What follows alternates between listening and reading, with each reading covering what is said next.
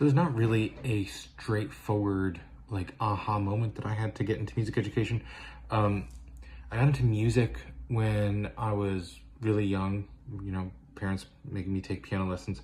Um, and I just sort of liked being good at something. I liked being good at music. It set me apart. I got to be on stage and I liked that. And at the same time in parallel, I was learning about myself that I'm pretty good at communicating, at explaining. Remember having this seventh grade presentation, 5 minutes, maybe less, in front of the class. And I went away from that being like, gosh, if I'm clear and enthusiastic, I can like really explain something to a crowd and like have this crowd with me. And I liked that. And I kept everybody's attention and I got my points across. And so I started also identifying as someone who is a good communicator. So musician, good communicator.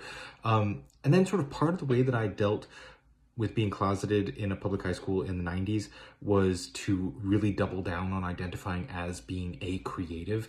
I was good at all my academic classes, and I was a good writer and a good reader. But I felt really real community in spaces like band and theater. And I sort of think that I could subconsciously say things in my music performance that I couldn't say out loud. So with music being so central to my identity, I went to conservatory for performance. But then I learned that I actually didn't like it that much. Hours and hours of technical, physical, really minute study in the practice room just wasn't for me. But I had this identity and background as a musician. I was good at academics. In parallel, I had learned I was a good communicator. So after toying with conducting and maybe I wanted to be a composer, it's no, I want to focus on research and teaching. And that's how I got into teaching music theory. So this is how I became an educator. Music was a core part of my identity, and it was mixed with communication skills and academic interests.